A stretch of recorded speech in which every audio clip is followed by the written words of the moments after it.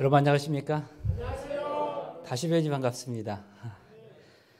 제가 음성은 처음 와봤다고 말씀드렸는데요. 저는 사실 이렇게 고속도로 지나가다가 음성 톨게이트 그 휴게소 지나가 본 적은 몇 번 있지만 내려온 적은 처음이었는데, 그래서 여기 아는 분들이 정말 없을 거라고 생각했는데요.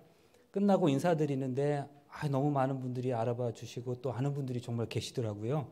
우리 표성수 교수님 여기 계신지 몰랐어요. 제가 1학년 때 국어를 배웠는데요. 그때도 더 열심히 할 걸, 그런 생각하면서 올라갔습니다.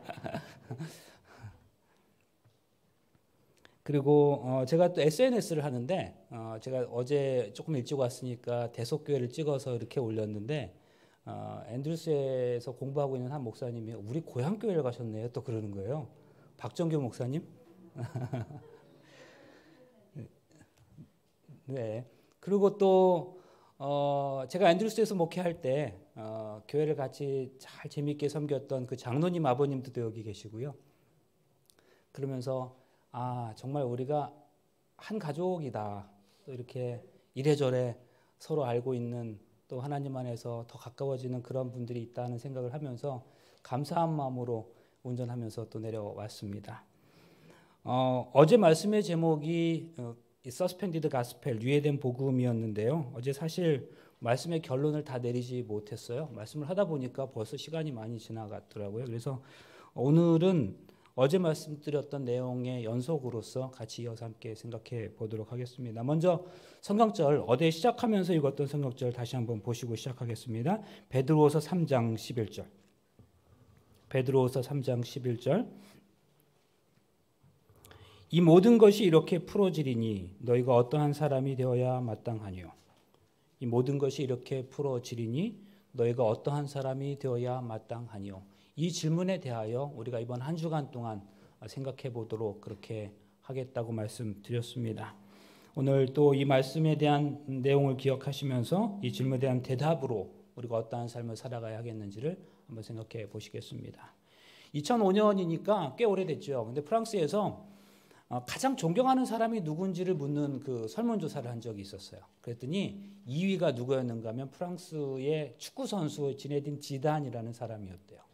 왜 유명한지 모르겠어요. 존경하는 사람이라고 했는데, 유명하긴 하겠는데 왜 이 사람이 존경받는 사람인지는 잘 모르겠어요. 그런데 아무튼 그 설문조사에서 1위를 한 사람이 있습니다. 이분이 누군가 하면 아베 피에르라고 하는 사람이었어요. 프랑스 사람들이 가장 좋아하는, 가장 존경하는 사람이었던 거죠.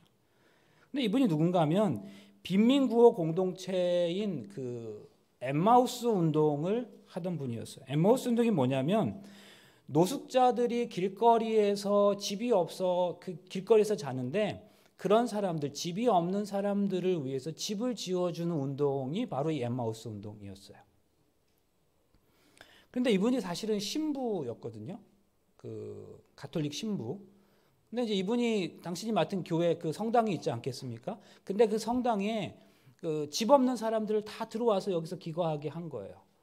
예배 드릴 때는 아무래도 이제 그분들이 나가셨는지 모르겠지만 아무튼 그렇게 지내게 했어요. 근데 너무 많은 사람들이 몰려오니까 또 교회 이 가톨릭 안에는 그 성당 성모 마리아상도 있지 않겠어요? 근데 그것도 치웠어요. 그리고 그 자리를 이 노숙자들이 조금이라도 더 들어오게 하기 위해서 그 자리를 치우고 한 명이라도 더 들어오게 그렇게 그 자리를 마련했죠. 그러면서 이분이 하셨던 얘기는 뭐냐면 아마 성모 마리아는 이걸 더 기뻐하실 거다, 그렇게 얘기했대요. 그런데 그런 그가 이 엠마우스 운동을 벌이고 있던 어느 날에 어떤 사람이 허겁지겁 달려왔습니다. 신부님 큰일 났어요. 우리가 아무리 말려도 안 되는 게 있는데 어떤 사람이 죽으려고 그러는데 아무리 말려도 이 사람이 계속 죽겠대요. 그러는 거예요. 그래서 이 신부님이 달려갔어요. 그래서 왜 자살하려고 하냐고 물었죠. 그랬더니 이 사람이 자신이 어려서부터 부모로부터 버림받았고 고아원에서 성장했고 정말 어렵게 살다가 겨우겨우 결혼했는데 지금 자식도 낳았는데 와이프는 도망가고 너무 힘들고 세상에 유혹에 빠져서 범죄도 여러 번 하게 되고 교도소도 다녀오고 이제는 살 이유가 없다는 거예요. 그래서 죽겠다는 겁니다. 이 말을 듣고 아베 신부님이 이렇게 얘기를 했답니다. 생명은 정말 가치 있는 거예요. 죽을 수 없어요 라고 말한 게 아니라, 당신 말 들어보니 정말 당신 말 이해가 됩니다. 정말 죽을 수밖에 없을 것 같다는 확신이 저도 드네요. 정말 그 길밖에 없는 것 같습니다. 그리고 나서 이 아베 신부님이 이렇게 얘기한 거죠. 그런데 죽기 전에 나를 좀 도와달라고. 내가 집 없는 사람들을 위해서 집을 만들어주는 일을 하는데 일순이 너무 부족해서 그러니까 내 일을 좀 도와주고 그러고 죽으라고 그랬어요. 그래서 그 사람이 자살을 포기하고 이 사람을 돕게 돼요. 그러면서 사실 그 엠마우스 운동의 초창기 멤버가 돼요. 나중에 이 사람이 이런 이야기를 했습니다. 내가 죽으려던 그 순간에 신부님이 만약 나에게 와서 설교를 했거나 돈을 몇 푼 주어주면서 이거 갖고 힘내서 살아보라고 했다면 나는 아마 죽었을 거라고. 그런데 그때 나에게 정말 필요했던 건 설교도 아니었고 돈도 아니었습니다. 바로 삶의 의미였거든요. 삶의 의미, 왜 살아야 하는지, 지금까지 자기를 향해서 넌 참 쓸모있는 사람이야 말하는 사람이 아무도 없었다는 거죠. 그런데 신부님이 자기에게 도와달라고 했다는 거예요. 왜 자신이 살아야 하는지 그 이유를 설명했다는 거예요. 죽지 말아야 할 이유가 아니라 살아야 할 이유를 설명했다는 거예요. 여러분, 우리가 예수님 믿고 나서 받은 은혜 가운데 가장 큰 은혜는 나 같은 사람까지도 하나님께서 사랑하시고 나를 가치 있게 여기신다는 사실 아니겠습니까? 하나님께서 나에게도 참 가치 있다고 말씀하시는 거예요. 너 나랑 같이 한번 내 일을 좀 도와달라고 말씀하시는 거예요. 솔직히 나는 사랑받을 만한 자격이 없는데도 말입니다. 마태복음 3장에 이런 말씀이 있어요. 예수께서 침례를 받으시고 그 물에서 올라오실세 하늘이 열리고 하나님의 성령이 비둘기같이 내려 자기 위에 임하심을 보시더니 하늘로서 소리가 나서 말씀하시되 이는 내 사랑하는 아들이요 내 기뻐하는 자라 하시니라. 여기 보시면 여기 내 사랑하는 아들이요 이렇게 말씀하고 있죠. 우리가 예수 그리스도를 통해서 하나님을 아버지라고 부를 수 있기 때문에 우리는 하나님으로부터 너는 내 사랑하는 아들이다, 내 딸이다 이런 말씀을 들을 수가 있는 거죠. 하나님은 우리더러 당신의 아들이고 딸이라고 선언하십니다. 하나님으로부터 예수님만 그 말씀을 듣는 게 아니라 우리도 그 말씀을 듣는다는 사실이죠. 그런데 그 이후에 또 무엇이라고 말씀한다는 거예요? 내 기뻐하는 자라. 다른 표현은 내가 너를 기뻐하노라 이런 표현도 있어요. 그런데 이 말이 사실 신약 성경인데 신약 성경이 원래 쓰여진 언어는 한국말이 아니잖아요. 이 헬라어라는 용어로 이렇게 쓰여졌는데 언어로 그 말의 원어의 의미를 살려서 표현하면 내가 네 속에서 즐겁다 그런 뜻이래요. 내가 너를 기뻐하노라. 내 기뻐하는 자라의 의미가 내가 네 속에서 즐겁다. 근데 제가 좋아하는 유진 피터슨의 메시지 성경이라는 성경이 있는데 그 성경은 또 이렇게 번역했더라고요. 뭐요? 네가 내 삶의 기쁨이다. 그러니까 하나님께서 예수님을 향하여 너가 내 삶의 기쁨이다. 내가 네 속에서 참 즐겁다. 이렇게 말씀하셨다는 거죠. 여러분 우리는 이 말씀 앞에서 정직하게 질문할 수 있어야 합니다. 나의 마음의 씀씀이가 또 내가 살아가는 모습이 내가 사람들을 대하는 태도를 보고 과연 하나님께서 그런 나를 보면서 내가 네 속에서 참 즐겁다 하실 수 있을 만큼의 삶을 나는 과연 살아가고 있는가? 여러분 우리가 해야 할 일이 뭐냐 하면 그리스도인으로서 살아가야 할 일이 뭔가 하면 과연 예수님은 어떠한 삶을 통해서 아버지 하나님을 기쁘시게 하는 삶을 살았을까? 늘 이런 질문을 하면서 우리가 예수님 닮아가기를 원한다면 정말 그런 삶을 우리도 살아가기를 소망해야 하는 것 아니겠습니까? 내가 너를 사랑하노라. 내가 네 속에서 참 즐겁다. 우리는 이미 하나님의 사랑을 받았죠. 그렇게 하나님에 의해서 우리가 받아들여짐으로 우리는 정말 하나님의 사랑받는 존재가 되었습니다. 어떤 건 사랑하기 때문에 가치 있기 때문에 사랑받지만 또 사랑받기 때문에 가치 있어지는 것도 있죠. 우리는 사실 후자이죠. 그러면 그 다음에 우리가 해야 할 일이 무엇인가 하면 하나님을 기쁘시게 하는 삶을 살아가야 하는 겁니다. 그래서 예수님처럼 내가 내 속에서 즐겁다는 그 말씀을 우리 하나님으로부터 들을 수 있어야 하죠. 어제 말씀 생각나시죠? 어제 말씀? 예수님께서 사람들을 보실 때 민망히 여기시고 긍휼히 여기셨다고 했는데 그게 무슨 의미였다고요? 창자가 끊어지는 애끓는 마음으로 사람들을 보셨다 그랬습니다. 그냥 아유 안 됐네, 부모 잘못 만나서 뭐 이렇게 하고 돌아서서는 밥 맛있게 먹은 게 아니라 주님은 그런 사람을 보면 당신의 애간장이 녹는 것 같은 마음을 가지셨대요. 이것이 사람들을 대하시는 예수님의 보편적인 방식이었습니다. 상대의 고통을 나의 고통, 당신의 고통으로 똑같이 느끼셨던 거죠. 여러분 이게 무슨 말씀인지 아시겠어요? 예수님은 그 당시에 어떤 병든 사람이 있으면 사람들은요, 그게 죄의 결과라고 생각했었어요. 그렇죠? 그러니까 사람들은 병든 사람을 바라볼 때 저 사람은 도대체 무슨 죄를 지었길래 하나님으로부터 저런 벌을 받았을까? 저 사람의 죄는 뭘까를 생각하기 시작했죠. 병든 사람을 보면, 아픈 사람을 보면, 불우한 사람을 보면, 고통스러운 사람을 보면 하나님의 심판이 얼마나 죄를 많이 지었으면 저렇게 이르렀을까? 그리고 신학적으로 판단해 버리는 거예요. 저 사람은 죄인이야. 나는 병에 걸리지 않았으니까 하나님 앞에 받아들여진 사람이지만 저 사람은 병들었으니까 하나님의 심판이 이른 사람이야 라고 그 당시에 그렇게 생각하던 그때에 예수님은 당신 앞에 있는 어떤 사람을 신학적으로 규명하지 않으시고 얼마나 고통스러울까? 이 사람의 아픔이 얼마나 클까? 네 아픔 내게 주어. 내가 그 아픔을 받을게. 함께 느낄게. 그렇게 하셨다는 거죠. 그런 예수님의 마음이 우리 하나님에게 기쁨이 되셨다. 그래서 우리 주님께서 우리는 하나님으로부터 내가 네 속에서 즐겁다 이런 표현을 받으셨던 거죠. 여러분 우리가 정말로 예수 그리스도를 믿는다면 바로 그 마음이 내 속에서 생겨나기 시작해야 합니다. 여러분 정말 우리가 그런 마음이 있습니까? 그러면 여러분 예수님 당시를 살아가던 그 당시의 사람들, 일반의 보통의 사람들의 삶은 어떠했을까요? 한두 가지 정도만 생각해 보아도 그 당시 사람들이 어떠한 삶을 살았겠는지를 상상할 수 있어요. 물론 우리가 성경 속에 있는 내용들도 살펴볼 수 있겠지만 성경에 나와 있지 않은 그 당시에 기록된 어떤 역사적인 내용들을 살펴보면 이런 내용들이 있습니다. 그 당시에 사는 게 너무 힘들었어요. 너무너무 힘들었어요. 성경에 디베리아라는 지명이 있죠. 지명. 디베리아 맑은 바다 지명. 근데 그 지명 디베리아는 티베리우스인데요. 로마 황제 이름을 따서 만들어진 도시예요. 도시 이름이 디베리아예요. 근데 로마 황제 이름을 땄어요. 가이사랴 빌립보라는 도시 있지 않습니까?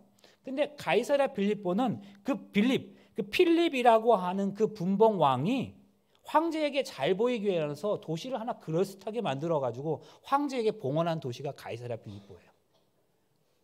그러면 도시 하나 만드는 거 쉬운 일 아니잖아요. 얼마나 많은 돈이 들었을까요? 근데 그 돈은 어디서 충당해요? 일반 시민들에게서 세금으로 받아들이는 거예요. 자, 이런 도시들을 만들어내기 위해서 정말로 많은 세금들이 있었는데요.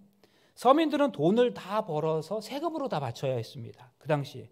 심지어 갈릴리 호수에서 그물질을 하면서 고기를 잡던 그 어부들마저도 평생 어부로 살아가던 사람들마저도 그물을 던질 때마다 세금을 내야 했어요. 한 번만이 아니었어요. 그들은 그물의 크기에 따라서도 세금을 물어야 했어요. 그런데 그렇게 세금을 낸다 하더라도 고기가 많이 잡히면 좋은 일 아니겠어요? 그런데 그런 게 아니었습니다. 이 헤로드 안티파스는 물고기를 염장 처리할 수 있는 소위 말하는 공장 같은 것을 만들어가지고 그 어부들이 잡은 고기를 다 사들였어요. 판로가 거기밖에 없었어요. 근데 매우 싼 값에 샀어요. 그리고는 그 염장 처리해서 주변의 해외 국가들에게 팔았어요. 그리고 그렇게 해서 남은 돈으로 도시를 건설한 거예요. 생산하는 것들의 태반을 세금으로 빼앗기고 또 성전세도 내야 하고 이런 것 저런 것 착취를 당하면 하루 세 끼를 기본적으로 먹는다는 게 사실은 불가능한 것이 그 당시 사람들의 일반 평민들의 모습이었던 거예요. 역사서에 의하면 역사 기록책에 의하면 그 당시 계란 한 개 값이 1데나리온이었대요. 근데 우리가 아는 대로 하루분의 품삯이 몇 데나리온이에요? 1데나리온. 하루 벌어서 계란 하나를 살 수 있었어요. 그러면 일반의 사람들이 계란을 먹을 수 있을까 없을까요? 만성적인 영양실조에 걸리기 일쑤였죠. 그러면 여러분 잘 못 먹으니 병에도 쉽게 걸리는 거예요. 그 당시의 상황이. 그런데 그렇게 병을 쉽게 걸리게 되는데 그렇게 병 걸린 것, 못 먹어서 병 걸린 것만으로도 괴롭고 힘든 일인데 교회는 뭐라고 얘기하는가 하면 너 죄 지어서 그런 거야 그랬대요. 하나님의 심판이라고 했다는 거예요. 그런데 예수 그리스도께서는 그들의 고통을 고스란히 당신의 고통으로 여기셨습니다. 그랬을 때 그러한 사랑을 경험한 사람들이 이분이 정말 하늘이 내신 분이야 라고 했다는 거 아니겠어요? 그러니까 그 당시에 살았던 사람들 다 환자처럼 살아가는 그 당시의 사람. 또 하나 보겠습니다. 예수님 당시의 상황을 이해하기 좋은 또 하나의 예는 이런 거겠습니다. 그 당시에 왜 그렇게 귀신 들린 사람들이 많았을까요? 성경을 보면 귀신 들린 사람들 고쳐주는 이야기가 막 이쪽 저쪽에서 막 계속해서 나오지 않습니까? 예수님께서 공생의 기간 동안에 활동하신 그 활동 반경을 따져보면 강원도 땅덩어리 정도만 해요. 거기서 계속 왔다 갔다 하시면서 봉사하셨어요. 그러니까 넓은 땅은 아니죠. 근데 그 예수님께서 봉사하시던 그 강원도 땅덩어리만한 그 당시 그 지역에서 늘 가실 때마다 만났던 사람들은 귀신 들린 사람 이야기.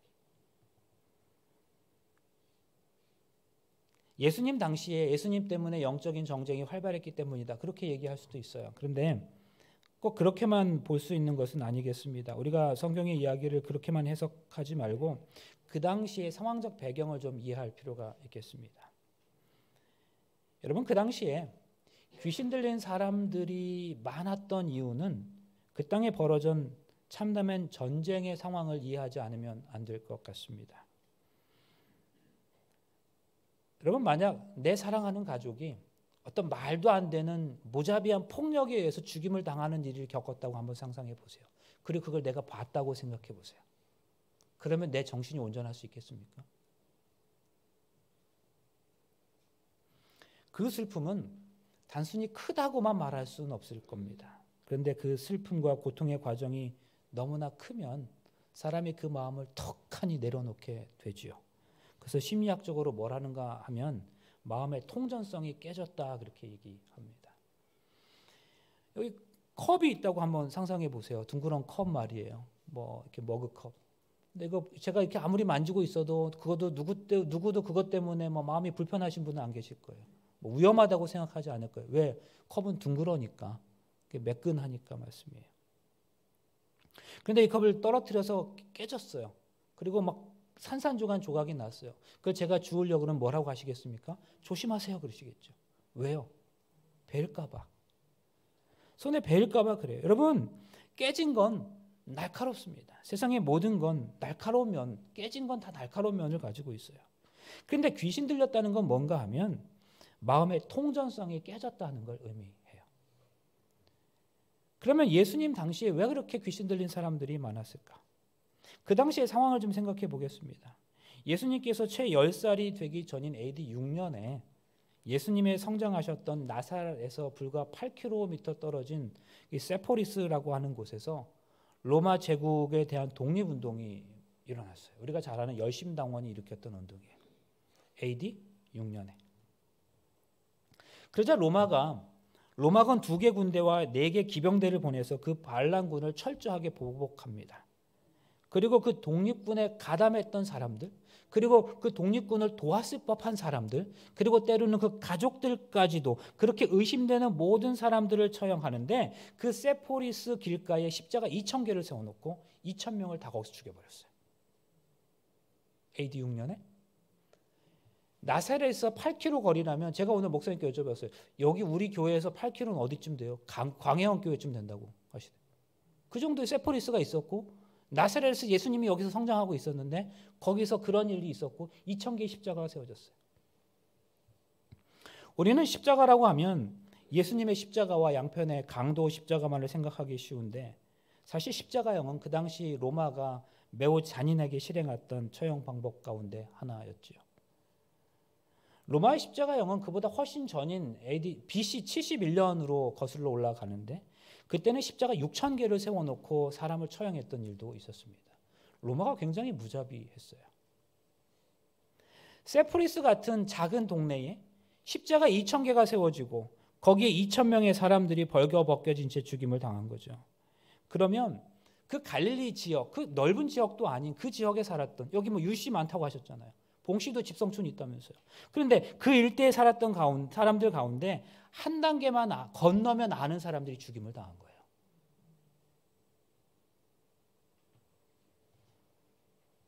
또 이렇게도 상상할 수 있겠습니다. 세포리스에 갑자기 2,000개의 십자가가 세워졌다고 한다 그러면 인근의 목수들이 다 동원됐을 거고 당연히 나사렛에서 목수일 하던 예수의 아버지 요셉도 동원되었을 겁니다.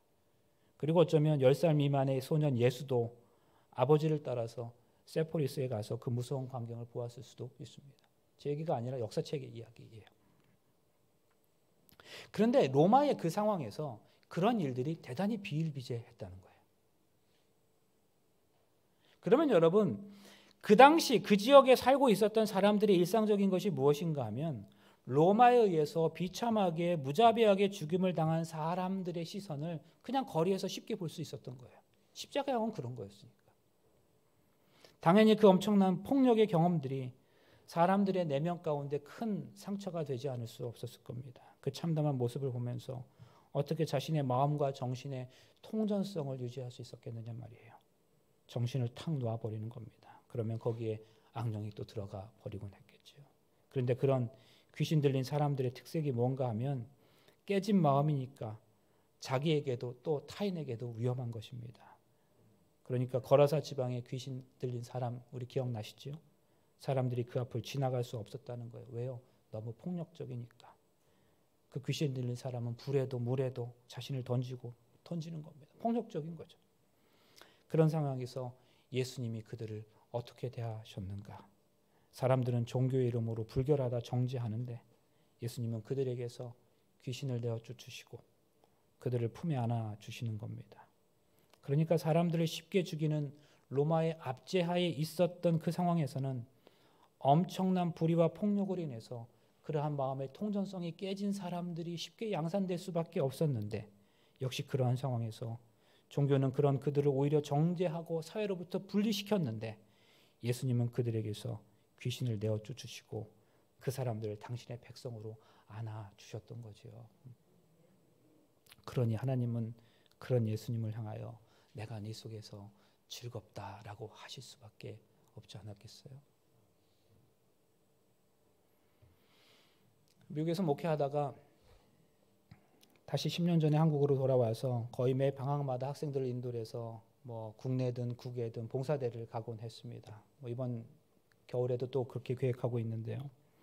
그런데 그 선교 활동을 마치고 나면 뭐 하루 이틀 정도는 주변의 관광지를 관광하는 그런 일정이 늘 있었습니다. 어느 방학에 학생들을 데리고 필리핀의 어느 바닷가에서 선교 활동을 했었는데요. 그리고 마친 후에 그 바닷가에서 시간을 보내게 되었습니다. 근데 한 학생이 바닷가에 수영을 막 하다가 그만 성게에 찔리고 말았어요. 맨발로 바닥을 탁 밟았는데 거기 이제 성게밭이었던 거죠. 성게에 찔리고 말았습니다. 저는 성게에 찔려본 적이 없기 때문에 얼마나 아픈지 모르지만 굉장히 아프다고 그럽니다. 그 학생이 너무 아파하는 거예요. 그 상황에서 저는 당연히 어떻게 그것을 대처해야 되는지 알지 못했습니다. 한 번도 그런 경험이 없었으니까. 그래서 이 아파하는 이 학생을 끌고 해변가에서 머물고 있는 그 필리핀 사람들에게 다가가서 성게 찔린 발을 보여주며 어떻게 하면 되겠느냐고 물었어요. 그랬더니 자기들끼리 뭔가 얘기하더니 킥킥킥 웃는 거예요. 그래서 좀 기분이 나빴어요. 아니 사람이 아파 죽겠다는데 왜 웃느냐고 물었습니다. 그랬더니 이렇게 설명을 합니다. 거기에 성게에 찔린 부분에 오줌을 누래 소변을 보라는 거예요. 그러면 금방 나을 거라는 거예요. 너무나 아무렇지도 않게 얘기하니까 이 말이 믿어지지 않았는데 마침 이 학생이 너무너무 아파하고 또 남학생이었기 때문에 너 가서 저쪽에서 소변 보고 와 그랬어요. 네 발에다가. 그럼 뭐 안 하겠다는 거예요. 그래서 뭐 마음대로 해라 그랬어요. 그랬더니 너무 아프니까 조금 있다 가서 소변을 본 거예요. 근데 좀 있다가는 어떠냐 그러니까 참을만 하는데요. 근데 좀 있더니 안 아파요 그러는 거예요. 보여줘봐. 그러니까 발을 보여주려고 해서 아니 씻고 와. 씻은 발 다시 봤는데 성게가 없었어요. 가시가.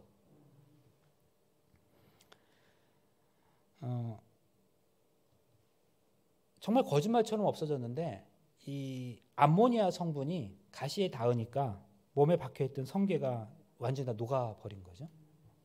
근데 사실 이건 너무 원시적이고요. 성게에 찔리면 욕조에 따뜻한 물을 담가두고 식초 몇 방울을 떨어뜨린 다음에 거기에 담그면 금방 나아진다고 그럽니다. 여러분 저는 그때 알았습니다. 가시는 빼는 게 아니라 녹여 없애는 거예요. 성게 가시는 떼려고 그러면 똑똑 끊어지고 계속 들어가더라고요. 여러분 우리 삶 속에서 우리가 살다 보면 우리 마음속에 가시처럼 박혀있는 게 얼마나 많이 있습니까? 저 사람으로부터 입었던 마음의 상처 가시, 또 이런저런 가시들이 우리를 찌를 때가 얼마나 많이 있어요. 그런데 그거를 빼려고 하면 안 되더라고요. 그러다 보면 똑똑 끊어지고 그 상처는 더 깊어지고 골마지는 겁니다. 기억 속에 잠재되어 자꾸 생각나게 되더라고요. 그럴 때 어떻게 하면 된다고요? 녹여버려야 되는 거죠. 녹이는 거 다른 거 없어요. 사랑이죠. 예수님 그리스도께서 하셨던 건 다른 거 아니었습니다. 귀신 들린 사람에게까지도 저 사람은 위험한 사람이야 도외시하는 게 아니라 그 사람도 하나님의 형상이라고 생각하며 그를 품에 안는 겁니다. 그리고 그 사랑 안에서 사람들이 회복되는 겁니다. 여러분 이게 예수 그리스도께서 하신 일이라는 거예요. 이 시간에도 마음속에 스스로 해결할 수 없는 상처를 가지고 살아가는 분들이 있을 수 있어요. 그런데 그 상처를 가지고 주님 앞에 나아가면 주님께서는 내 마음의 아픔을 내가 알아 라고 말씀하시는 거죠. 예수님은 누구도 정죄하지 않으셨어요. 그들의 모습으로 사람들을 받아주셨어요. 바로 이것을 있는 그대로 받아주려는 것을 뭐라고 하면 환대라고 하는 거예요. 환대. 예수님은 환대의 삶을 사셨습니다. 예수님은 사람들을 품에 안는 존재셨어요. 사실 구원받았다는 게 뭔가요? 사람 하나님에 의해서 내가 용납받았음을 알아차리는 거, 그게 구원받았다는 거 아닙니까? 내가 하나님에 의해서 받아들여진 바 되었다는 것, 내가 그것을 받아들이는 것이 바로 구원이지요. 돌담. 여기 돌담에 쌓여진 돌들은 모양이 똑같은 것이 하나도 없습니다. 솜씨 좋은 장인들은 모양이 다른 돌들을 기가 막히게 적절한 자리에 넣어서 훌륭한 담을 만들어냅니다. 그 장인에게 있어서는 버릴 만한 돌이 하나도 없습니다. 그런데요, 우리 예수님에게 있어서도 필요하지 않은 사람, 가치 없는 사람이 한 사람도 없다는 거죠. 예수 믿으면서도 여전히 갑질하는 삶을 산다면 그럼 예수 안 믿는 겁니다.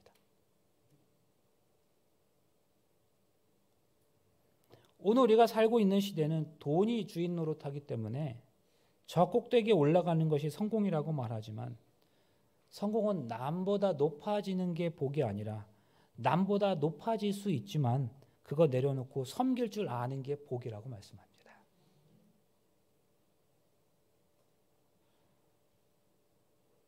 여러분 우리가 예수님을 믿는다는 건 그냥 우리 입술로 예수님 믿어라고 고백하는 것 이상을 의미합니다. 주님의 마음이 내 마음 속에도 있어야 하는 거죠. 주님의 발길이 닿는 곳에 내 발길도 닿을 수 있어야 하는 거죠. 주님의 눈길이 닿는 곳에 내 눈길도 닿을 수 있어야 하는 거죠. 그것을 믿음이라고 하는 거죠. 예수님의 대속을 고백하는 것은 기본이고 거기에서 더 나아가서 주님의 눈길과 발길에 나의 눈과 발이 가 있어야 하는 거죠. 그리스도의 손과 발이 되어야 진짜 우리가 예수님 믿는 거 아니겠어요? 그것이 오늘 우리가 이 땅을 위해 부름받은 까닭입니다. 이것이 얼마나 아름다운 초대인지 모릅니다. 내가 너를 기뻐한다. 이것이 바로 우리가 주님을 기쁘시게 하는 삶을 살아가는 거죠. 니콜라이 베르자예프라고 하는 러시아의 사상가가 있어요. 그러니까 이런 말을 했습니다. 좀 쉽게 설명드리자면 예를 들어 제가 400만 원을 가지고 한 달을 살아간다고 생각해 보세요. 그러니까 수입이 400만 원이라는 말입니다. 그 돈으로 뭐 문화생활도 하고 뭐 그런 대로 부족하지 않게 살아갈 수 있을 거예요. 그런데 내 옆에 어떤 사람은 100만 원의 수입으로 한 달을 살아가요. 넉넉할 리 없습니다. 오히려 항상 부족할 겁니다. 그래서 제가 저 사람이 얼마나 부족할까? 내가 100만 원씩 저 사람을 도와줘야겠다 생각했어요. 그래서 나는 300만 원으로 한 달을 사는 거고 저 사람은 200만 원으로 한 달을 살아가겠지요. 그때 이 베르자예프가 이렇게 얘기합니다. 내가 나를 위해 쓰는 400만 원은 그저 그냥 물질이지만 내가 누군가를 돕기 위해 구별한 100만 원은 정신이고 그리고 그렇게 하고 남은 나머지 300만 원도 정신이다 그랬어요. 물질을 정신으로 변화시키는 겁니다. 여러분 이게 뭡니까? 이게 바로 성찬입니다. 우리의 삶이 성찬이 되는 것은 무엇인가 하면 떡과 포도주가 변해서 예수 그리스도의 살과 피가 되는 것처럼 나의 삶을 통하여 물질적인 것들이 정신적인 의미를 띠게 살아가는 걸 의미하는 거예요. 내가 누군가에게 상처받은 사람을 품에 안아서 그의 인생에 그의 마음에 박힌 가시를 녹여줄 때 나는 진짜 성찬의 삶을 살아갈 수 있는 거죠. 이런 사랑 안에서 받아주는 것이 주는 게 받는 것보다 복이 있다고 하신 우리 주님의 말씀을 실천으로 옮기는 그런 삶 아니겠습니까? 그러면 여러분 지금 이 상황에서 우리는 어떠한 삶보다 구체적으로는 우리가 어떻게 살아가는 게 성찬의 삶이고 하나님이 기쁨이 되게 하는 삶이 될 수 있을까요? 시편의 말씀 잠깐 보겠습니다. 시편 3편 1절에 보면 여호와께서 나의 대적이 어찌 그리 많은지요 일어나 나를 치는 자가 많으니이다. 많은 사람이 나를 대적하여 말하기를 그는 하나님께 구원을 받지 못한다 하나이다. 여호와여 주는 나의 방패시오 나의 영광이시오 나의 머리를 드시는 자니시다. 내가 나의 목소리로 여호와께 부르짖으니 그의 성산에서 응답하시는도다. 여러분 시편 3편에 대하여 성경은 이 표제에서 이렇게 기록하고 있어요. 다윗이 그의 아들 압살롬을 피할 때에 지은 시. 아들 압살롬이 아버지를 죽이고 자신이 왕이 되기 위한 반역을 일으켰죠. 그때까지 다윗을 따르던 신하들이 다윗을 이제 다 배신하고 등을 돌렸습니다. 왕에 대한 반역으로 다윗이 왕궁에서 쫓겨나서 겨우 몸을 피하면서 드렸던 고백의 시가 바로 이 시편 3편이에요. 아들 때문에 왕궁에서 쫓겨나서 목숨 부지하며 도망가면서 지었던 시. 그러면 여러분 다윗이 지금 자신이 하나님께 부르짖었던 그 고백과 기도의 내용은 무엇이었을까요? 여기 보면 내가 하나님께 기도합니다 이랬는데 뭘 기도했을까?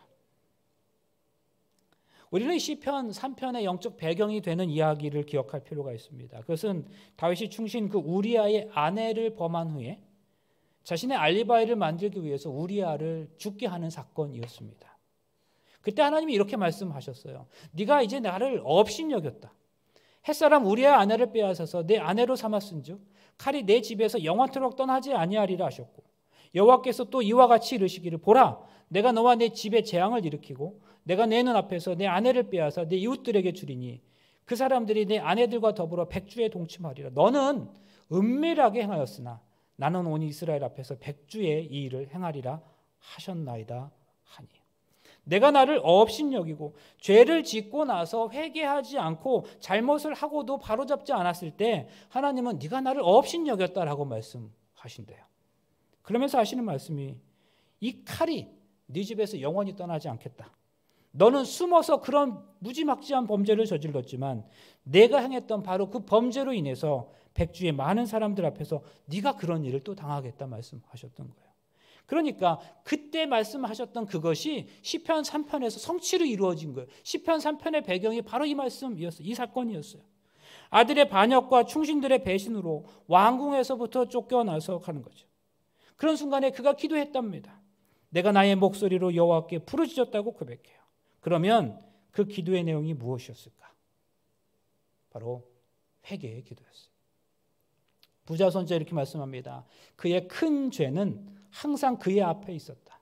그는 이 반역이 공의로운 하나님의 형벌임을 깨달았다. 그의 집을 떠나지 아니하리라는 칼이 이제 뽑혀진 거였다. 왕은 엎드려 기도하고 하나님께 그의 영혼의 괴로움을 맡기고 겸손히 하나님의 자비를 간청하였다. 여러분 여기에 대단히 중요한 영적인 원리가 있습니다. 지금 다윗의 상황에서 다윗의 삶에서 일어나고 있는 지금 이 육신의 이 땅에서의 상황은 나라를 빼앗긴 것이고 왕좌를 빼앗겼어요. 그런데 다윗은 지금 그러한 일이 일어나는 원인이 무엇인지를 알았답니다. 영적인 문제였다는 거예요. 죄의 문제였어요. 그는 자신이 지금까지의 영적인 문제가, 영적인 상황이 지금 나의 땅의 상황을 결정하고 있다는 사실을 알았던 거예요. 여러분, 이거 대단히 중요한 문제입니다. 우리 인생에서 우리들 각자가 경험하는 이 땅에, 우리들 인생의 그 상황은 그냥 일어나는 것이 아니에요. 나의 과거로부터 지금까지의 삶에서 나와 하나님과의 영적인 관계와 연결되어 있다는 사실이 성경에서 분명하게 얘기하고 있는 거예요. 그러면 분명해지는 한 가지가 있어요. 지금 이 땅에서 경험하는 내 삶의 문제가 지금까지의 내가 살아온 영적인 것과 문제가 관계가 있는 것이라면 땅에서 경험하는 어떤 문제들을 바꾸고 해결하기 위해 우리가 아무리 이 땅에서 그 문제들과 싸운다 할지라도 소용이 없다는 사실이에요. 왜요? 그건 무엇과 연결되어 있는 거니까? 영적인 문제와 연결되어 있는 것이니까. 그래서 영적인 문제 해결을 위한 노력 없이 그저 지금 우리가 우리 삶에서 경험하고 있는 땅의 문제 해결을 위해서 아무리 노력한다 할지라도 그것은 안 되는 거예요. 우리는 기도할 때 지금 우리가 경험하는 이 땅의 문제 해결을 위해서 기도할 때가 많아요. 그런데 여러분, 우리가 아무리 이 땅에서 경험하는 문제들이 해결을 위해서 기도한다 할지라도 그것이 그저 지금 일어나고 있는 이 땅의 문제 해결을 위해서만 기도하는 것이라면 그것은 그 문제에 대한 바른 반응이 아니라는 사실을 기억할 필요가 있어요. 그런데요, 우리가 이제 믿음이 자라고 신앙이 자라기 시작하면서 하나님의 말씀을 깊이 보기 시작하면 이 땅에서 내가 경험하는 어떤 상황과 그것은 반드시 나의 영적인 문제와 연결되어 있다는 사실을 알게 됩니다. 그래서 다윗은 지금 무엇을 하고 있는가? 하나님 앞에 회개의 기도를 드리고 있는 거예요. 그는 지금 자신이 처한 이 땅의 상황을 바꾸기 위해서 땅을 바꾸어야 할 것이 아니라, 다시 말해서 아들의 반역의 문제를 해결하고 충신들의 배신의 문제를 해결하기 위해서 군대를 모으고 군사를 재정비해야 할 것이 아니라 그것이 원인이 되는 영적인 문제를 해결하고자 했던 거죠. 영의 문제가 해결되면 자연스럽게 땅의 문제가 해결되는 거예요. 하나님은 우리에게 당신의 뜻을 전달하시는 대단히 많은 방법들을 가지고 계세요. 창조 질서를 통해서, 태풍을 통해서도, 선인과 악인을 통해서도 말씀하십니다. 그래서 지금 내가 경험하고 있는 위기의 상황을 통해서 하나님의 음성을 듣는 지혜가 필요한 거죠. 그런 때 우리는 우리의 영적인 모습을 돌아보아야 하는 거예요. 이게 바로 다윗의 지혜였어요.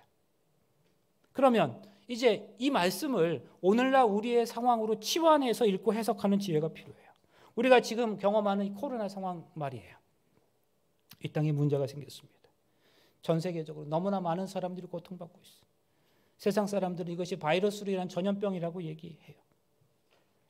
어떤 사람들은 이 세상을 우리가 인간이 세상을 잘못 관리해서 일어난 일이라고 얘기합니다. 짐승이 살아야 할 공간이 있고 인간이 살아야 할 공간이 있는데 인간이 욕심으로 그 발전, 개발이라는 목적으로 짐승이 살아야 될 그 공간까지 계속 침범해 나가니까 짐승 속에 있던 바이러스가 인간에게 들어왔다고 얘기해요. 합리적이고 과학적인 진단이죠. 그렇게 생각할 수도 있습니다. 그런데 과연 우리 그리스도인들도 그저 이 세상 사람들의 해석과 같은 것으로만 이해하면 되는 것일까요? 코로나19 상황에 대해서 교회 안에서 이런저런 해석과 이해가 있어 왔습니다. 사실 이번뿐만 아니라 세상 역사 속에서 어떤 재앙 같은 일이 일어나면 항상 교회에서는 이것이 뭐다 이렇게 얘기했어요. 가장 공통적으로 나오는 목소리가 뭐냐면 심판이었어요. 하나님의 심판이야. 코로나19가 됐을 때도 저거 중국 이거 하나님 안 믿고 공산하니까 그런 거지. 또 어디 쓰나미 있으면 거기 이슬람 국가니까 그런 거지. 그런 일도 많이 있었어요. 그러나 여러분, 정말로 그럴까요?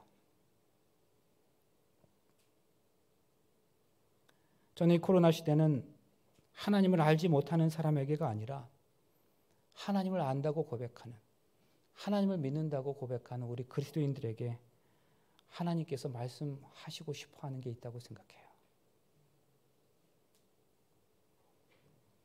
예수 그리스도의 십자가 보혈의 능력을 믿는 그리스도인들, 그들에게 하나님은 오히려 이번 기회를 통해서 말씀하시고 싶은 게 있다고 믿어요. 여러분, 그런 의미에서 저는 우리가 경험하는 코로나19가 하나님을 믿지 않는 사람들에 대한 심판이라기보다는 이미 하나님을 믿고 있는 사람들에게 하나님이 주시는 메시지라고 믿어요. 뭘까요? 예수의 능력의 피를 아는 오늘 우리 모두가 하나님 앞에 회개의 기도를 드리는 것. 나의 죄, 우리 가문의 죄, 우리 민족이 뿌리 깊은 죄를 위해서 회개의 기도를 드리는 게, 혹시 내가 그 죄에 가담하진 않았지만 우리 조상의 죄를 마치 나의 죄처럼 회개하는 그 경험이 오늘 우리에게 필요하지 않겠어요? 하나님을 알지 못하는 사람들이 그게 하나님의 심판인지 어떻게 알아요? 하나님을 알지 못하는데. 여호와는 마음을 상한 자를 가까이 하시고 충심으로 통회하는 자를 구원하신다. 여호와께서 마음이 상한 자를 가까이 하신답니다. 여기서 마음이 상한 자는 회개를 의미합니다. 마음이 상해 하나님 앞에 충심으로 회개했더니 하나님 가까이 하시는 거예요. 여기 어떤 방식을 다윗이 취했는가? 다윗이 땅의 문제를 해결하기 위해서 영적인 문제로 돌아가는 거예요. 여러분, 우리가 코로나19에 대해서 얼마나 많이 최선을 다해야 될까요? 아마 지금까지 해왔던 것처럼 앞으로도 할 수 있는 한 다 해야 될 겁니다. 마스크 열심히 써야 될 거고, 그리고 필요한 대로 사회적 거리두기 여전히 또 해야 될지도 모르겠습니다. 그러나 그렇다고 해서 근본적인 문제가 해결되지는 않겠죠. 왜 그래요? 이 땅에서 나타나는 현상으로 나타나는 문제들은 반드시 영적인 것과 연결되어 있기 때문에 그래요. 그러면 반드시 누군가의 회개를 통해서 그 영적인 문제가 해결되어야 하는 거 아니겠어요? 여러분, 그런 일을 누가 해야겠습니까? 민족의 죄를 끌어안고 기도할 만한 믿음이 있는 사람들이 해야 되는 거 아니겠어요? 여러분, 오늘 우리가 이렇게 말씀을 많이 먹잖아요. 그러면 그 말씀 먹고 그냥 그것으로 끝나면 안 된다고요. 우리가 이런 때일수록 더 많이 하나님 앞에 영적인 관계를 맺고 기도해야 하는데, 그 기도의 내용이 회개의 기도를 통해서 영적인 문제를 해결하는 내용이 되어야 하는 거죠. 여러분, 누가요? 믿는 사람이. 안 믿는 사람이 어떻게 하나님께 기도하겠어요? 하나님은 이 세상에 바이러스를 허락하시고 그 문제의 해결에 대한 기대를 누구한테 하시는가 하면 우리 그리스도인들에게 원하시는 거죠. 그런데 정작 그리스도인들은 바이러스에 대해서 니네 때문이야 라고 남들에 대해 손가락질 한다면 하나님 얼마나 우스운 일이겠어요. 답답한 일이죠. 문제가 어디에서 시작되었던 관계없이 그것이 마치 나의 죄인 것처럼, 내 가문의 죄인 것처럼, 나의 민족의 죄인 것처럼 하나님 앞에 철저히 영적인 현상을 이 예수의 피로써 정리하는 것이 필요합니다. 그곳에서 여호와를 위해서 제단을 쌓고 번제와 화목제를 드렸더니 이 여호와께서 그 땅을 위한 기도를 들으심에 이스라엘에 내리는 재앙이 그쳤더라. 재앙이 그쳤더라. 땅의 현상이 멈추었답니다. 그런데 언제 그 땅의 현상이 멈추어 해결되었다고 말합니까? 그곳에서 여호와를 위해서 제단을 쌓고 번제와 화목제를 드렸더니. 여러분, 번제와 화목제는 무엇을 해결하는 제사인지 아세요? 이 두 가지는 죄의 문제를 해결하는 제사였어요. 번제와 화목제로 죄의 문제를 해결했습니다. 번제와 화목제로 영적인 문제를 해결하니까 재앙이 그쳤답니다. 땅의 문제가 해결되었대요. 왜요? 땅의 상황은 항상 영적인 문제가 연결되어 있기 때문에. 여러분, 소돔과 고모라가 왜 멸망당했겠습니까? 거기에 죄악이 가득했기 때문이죠. 그럼에도 불구하고 그 소돔과 고모라가 멸망하지 않을 방법이 있었어요. 뭐였습니까? 의인 10명만 있었으면 됐어요. 그러면 여러분, 그 멸망은, 소돔과 고모라의 멸망은 누구 때문에 멸망했다고 보는 게 맞을까요? 죄인들이 너무 많아서 멸망했다고 보는 게 맞을까요? 아니면 10명만 있으면 그 땅이 멸망하지 않을 수 있었는데 그 10명을 채워야 하는 그리스도인들이 그 10명을 채우지 못했기 때문에 망했다고 보는 게 맞을까요? 그러면 누구에게 더 책임이 있는 걸까요? 니네 이야기 생각해 볼까요? 하나님이 그 성을 멸망시키기로 결심하셨어요. 작정하셨죠. 악이 완전히 다 찼기 때문이라고 하셨습니다. 그래서 하나님이 요나를 보내시려고 했어요. 근데 요나가 거기 가기 싫었어요. 도망갔죠. 그런 요나를 잡아다가 어떻게 해요? 니느웨에 나왔어요. 말씀 전하기 싫어하는 요나가 그냥 말쳤을 뿐인데 거기 있는 사람이 다 회개했대요. 여러분, 하기 싫다는 사람 억지로 데려가 선포한 그 경고의 기별을 듣고도 악이 찰 때까지 다 찬 그 니느웨가 완전히 회개하고 돌아섰어요. 하나님이 그들의 행한 것, 곧 그 악한 길에서 돌이켜 떠난 것을 보시고 하나님이 뜻을 돌이키사 그들에게 내리라고 말씀하신 재앙을 내리지 아니하니라. 하나님께서 지금 이 땅에서 일어난 현상을 거두셨답니다. 여러분, 그 현상의 문제 해결을 위해서는 그 현상과 싸우는 게 아니에요. 영적인 문제의 해결이 그 현상을 해결하는 길이에요. 그럼 여러분, 우리가 이 세상을 향해서 이 심판과 이 재앙이 다 니네 때문이야 라고 말하는 것이 과연 옳을까요? 아니면 내가 이 기별을 너에게 말하지 못했어, 내가 잘못했어, 내가 미안해 라고 말하는 게 옳을까요?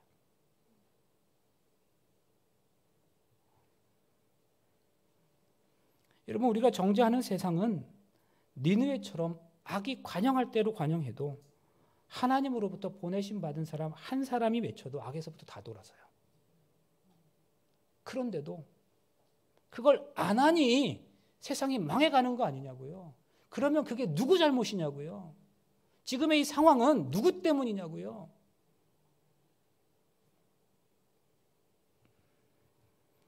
오늘 다윗은 정말로 커다란 인생의 문제와 위기를 해결하는 방법을 우리에게 알려주고 있습니다. 뭐예요? 지금 이 땅에서 경험하고 있는 이 땅의 문제를 해결하기 위해서 영적인 문제를 연결시키고 그는 회개의 기도를 드리는 거예요. 코로나19가 한창이던 지난 2020년에 싱가포르의 한 교회가 코로나19의 문제를 해결하기 위해서 매일 19시, 그러니까 오후 7시에 매일 기도를 드렸고 있다는 기사를 본 적이 있어요. 나의 문제를 넘어서 온 지역사회와 나라와 세계를 위해서 기도하는 거죠. 여러분, 이것이 또 다른 의미로 공공신학을 실현하는 거예요. 내가 하나님 알았잖아요. 하나님께서 내게 내 사랑한 아들이라 내 딸이라 이렇게 선언하셨잖아요. 나를 사랑해 주셔서 나에게 그렇게 은혜를 베풀어 주셨잖아요. 그래서 나는 그 하나님의 은혜대로 살아가고 있잖아요. 그런데 그렇게 살아가는 그 인생이 예수님처럼 내가 네 속에서 즐겁다라는 말씀을 듣는 것은 예수님처럼 사는 거예요. 예수님이 어떻게 사셨다고요? 세상에 있는 모든 사람들이 남이 없으셨대요. 그리고 그들의 아픔이 곧 나의 아픔이셨대요. 오늘 우리가 경험하는 이 삶을 살아가면서 오늘 그저 우리의 기도의 제목이 내 가족, 내 자손, 내 손자 잘 되는 거 그거면 만족하시겠습니까? 정말 그래도 되시겠습니까? 우리의 기도의 범위를 넓히고 우리의 생각의 범위를 넓혀서 주님의 마음으로 이 세상 모든 사람들을 위해서 그들을 진실로 사랑하고 그리고 그 문제 해결하기 위해서 오늘 우리 영적인 문제를 스스로가 해결할 수 있는 그런 아름다운 마음 오늘 우리에게 필요하지 않겠습니까? 그런 마음으로 살아가는 우리의 모습을 보시면서 우리 하나님께서 우리에게 내가 네 속에서 즐겁다 그렇게 말씀하시지 않겠습니까? 다시 한번 우리의 삶을 결심하시면서 주님으로부터 그런 칭찬 매일같이 들으면서 사실 수 있는 우리 모두의 삶이 되시길 간절히 바라면서 말씀을 마치겠습니다. 기도하시겠습니다. 아버지 하나님, 너무나 부족한 저희를 주님의 아들과 딸로 불러주셔서 감사합니다. 그렇게 선언해 주셔서 감사합니다. 우리 주님께서 내가 네 속에서 즐겁다 하셨던 그 하나님의 선포를 들었던 것처럼 정말 우리가 예수님을 믿는 사람이라면 우리도 그런 칭찬을 듣기를 소망합니다. 주님의 마음으로 세상을 보게 하시고 주님의 손과 발이 되어 세상의 끝까지 달려가는 저희 모두가 될 수 있도록 축복하여 주시옵소서. 코로나19가 정말 우리를 힘들게 하고 있습니다. 괴롭고 힘들고 어려운 가운데 있습니다. 아버지, 이러한 때 그리스도인 된 우리는 과연 무엇을 해야 하겠습니까? 이 죄, 하나님 영적인 문제로서 이 땅의 문제를 해결해야 한다면 오늘 먼저 나의 죄를 회개하고 그리고 그들을 향해서 우리가 더 열성으로 주의 말씀을 전하지 못했음을 주님 앞에 회개하는 그런 시간이 먼저 있게 하여 주시옵소서. 하나님, 우리 모두가 다 세상을 사랑하는 사람 삶으로 살아갈 때에 주님께서 이 땅에 주님의 나라를 또 소망하는 사람들로 가득 채워 주시옵기를 예수님의 이름으로 간절히 기도하옵나이다.